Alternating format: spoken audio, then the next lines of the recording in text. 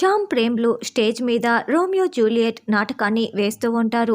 రమాదేవి, దీక్ష, నిషా ముగ్గురు కూడా ఒకే చోట పక్కపక్కన కూర్చొని ఆ నాటకాన్ని చూస్తూ ఉంటారు. శ్యామ్, ప్రేమ్ ఇద్దరు కళ్ళల్లో కళ్ళు పెట్టుకొని ఇక డైలాగులు చెప్తూ ఉంటారు. ఎవరో కవిలా ఉన్నారు అని జూలియట్ పాత్రలో ఉన్న శ్యామ్ చెప్తూ ఉంటే, నీ వెంట తిరిగే భక్తుణ్ణి కూడా అని రోమియోలాగా నటిస్తున్న ప్రేమ్ డైలాగులు చెప్తూ ఉంటారు.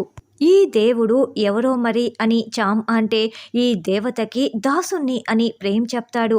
ఆ డైలాగులు వినలేక నిషా కోపంతో రగిలిపోతూ కళ్ళు మూసుకొని ఉంటుంది. తర్వాత జూలియట్గా ఉన్న శ్యామ్ చనిపోయినట్లు మనకి సమాధిని చూపిస్తూ ఉంటారు. అప్పుడు రోమియోలా ఉన్న ప్రేమ్ అయితే సమాధి దగ్గర కూర్చొని, జూలియట్, నువ్వు నన్ను వదిలి వెళ్ళిపోయావు కదా, నువ్వు లేని జీవితం నాకు అవసరం లేదు, నేను కూడా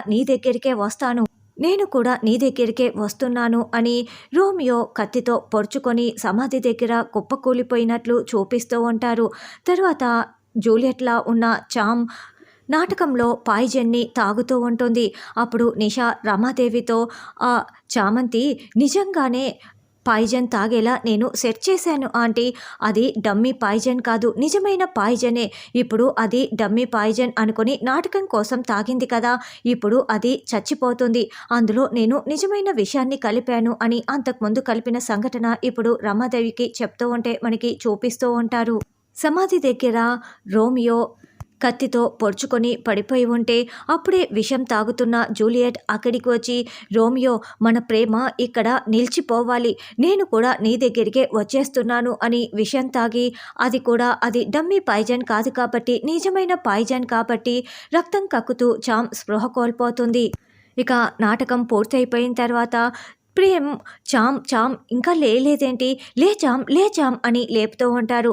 రమాదేవి, నిషా, దీక్ష చాలా ఆతృతగా చూస్తూ ఉంటారు.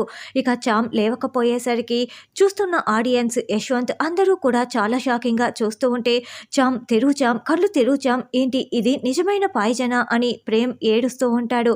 మరి హాస్పిటల్కి తీసుకువెళ్ళి శ్యామ్ని ప్రేమ్ ఎలా కాపాడుకుంటాడు అన్నది రానున్న ఎపిసోడ్లో తెలుసుకుందాం.